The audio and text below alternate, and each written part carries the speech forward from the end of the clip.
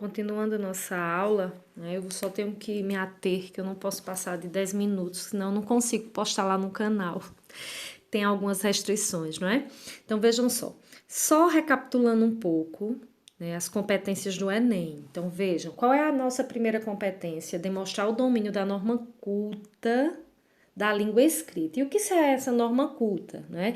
Escrever sem erros ortográficos, obedecendo à concordância, à sintaxe, entre outros aspectos gramaticais. Resumidamente, o corretor quer saber se você sabe escrever o português de forma correta, sem erros ortográficos, com caligrafia legível. Então, quem ainda não comprou o caderninho de caligrafia, vá treinando em casa o movimento das letras. Isso é essencial.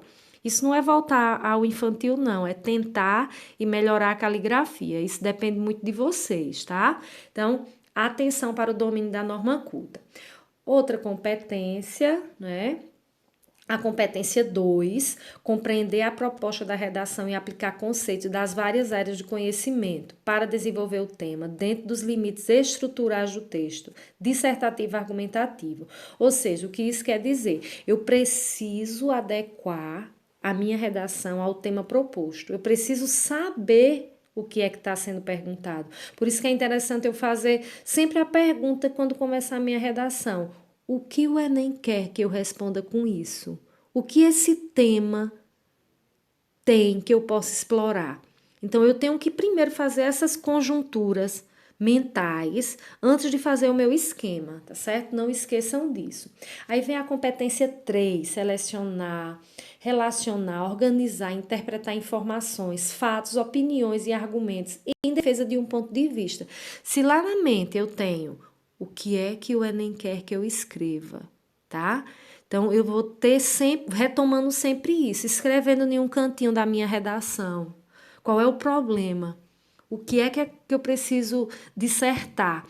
Não esqueçam, sempre voltando ao problema, sempre voltando ao problema, que certamente você não irá, de maneira nenhuma, né, fugir ao tema, que é redação zero, fugir ao tema zero. Então, quais são os aspectos principais? A inteligibilidade de sua redação depende, portanto, dos fatores seguintes: relação de sentido entre as partes do texto, precisão vocabular, seleção de argumentos. Gente, precisão vocabular não quer dizer que eu deva decorar palavras difíceis para colocar em minha redação. Não.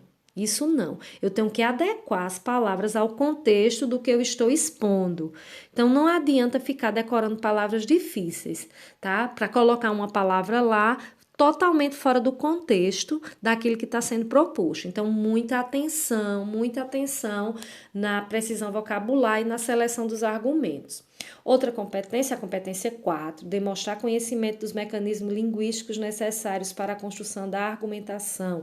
Para isso, eu tenho que saber da sintaxe, eu tenho que saber das classes de palavras, eu tenho que saber de advérbios, eu tenho que saber preposição, que às vezes vocês perguntam lá, professora, eu não sei para que estudar gramática. Não sei. Não sabe? Olha aqui a resposta. Você precisa saber da gramática para você saber argumentar, para você saber organizar o seu texto, usar os mecanismos linguísticos. Gramática é mecanismo linguístico. Nós não podemos desconsiderar os estudos gramaticais. Por isso que é importante você saber o que é uma preposição, o que é uma conjunção, o que é um advérbio, o que é uma locução adverbial, que são preditores de coesão. Então, para que eu possa fazer, né, uma boa coesão textual, eu tenho que saber utilizar os advérbios corretamente. Eu tenho que saber utilizar as conjunções coordenadas e subordinadas.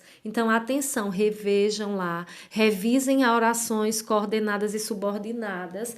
Eu vou depois postar alguns links sobre orações coordenadas e subordinadas para que vocês possam ir adequando a linguagem de vocês e sabendo usar as conjunções, sempre interligando os parágrafos, usando modelizadores textuais, usando conectivos. Então, essas palavrinhas, preposições, conjunções, advérbios, na redação, elas são chamadas muito de conectivos. Eu vou conectar o meu texto, eu vou interligar o meu texto com portanto, entretanto, todavia, né? Visto que, além disso, com isso. Então, vejam que palavras simples, que você pode até fazer uma lista, né? Que palavras eu posso usar na minha introdução, que conectivos eu posso usar na minha introdução, que conectivos eu posso usar na minha argumentação. Então, listem lá, eu já passei para vocês alguns. Memorizem mesmo, esses você pode memorizar, porque são modalizadores que vão ser usados sempre na questão de adversidade, explicação, conclusão, introdução. Então, não esqueçam disso e memorizem bem esses modalizadores, tá certo, gente? Modalizador por quê? Porque o modalizador, ele irá modalizar, moldar o seu discurso. Ele vai deixar o seu discurso impessoal, ele vai deixar o seu discurso rebuscado, e não é você que está falando, é o seu texto que está descrevendo, de forma dissertativa, de forma argumentativa, não esqueçam disso. Eu acho que eu estou falando muito rápido, vou mais devagar. Então, terminamos aqui a quarta, né? Eu acho que faltou eu colocar a quinta, na próxima aula eu colocar a quinta, tá bom, gente? Mas aí, sempre que você for começar a sua redação, você tem que perguntar qual é o tema sobre o qual o Enem quer que eu escreva. Por exemplo, na última redação, né? Qual é o tema? Cultura? Cultura. Na última redação, o Enem queria que você falasse de quê? Cultura. Mas que cultura? Qual foi o gênero da cultura? O cinema. Né? O cinema, né? Vídeos, teatros, essa cultura mais popular, né? Nem sei se tão popular, que nem todo mundo tem aqui acesso a cinemas e a teatro, né? Então, vejam só aí, eu já ia criar um problema diante disso. Então, veja, qual é o tema? Então, na última redação, eu vi muito essa questão da cultura. Na redação anterior, a inclusão da pessoa com deficiência, centralizando na questão do surdo, né? Da inclusão do surdo. Lembrem-se, viu, gente? Não diz surdo-mudo. Fica uma redundância, tá bom? Não esqueçam disso. Que alguns colocaram até na redação, surdo-mudo. E eu escuto até professores de universidades falando surdo-mudo, mas isso é uma incoerência, tá certo, gente? Então, qual é o tema sobre o qual o Enem quer que eu escreva? Tá certo, gente? Então, vou parar aqui um pouquinho, compartilho já lá com vocês e voltarei já. E atenção, pense sempre qual é o tema sobre o qual o Enem quer que eu escreva.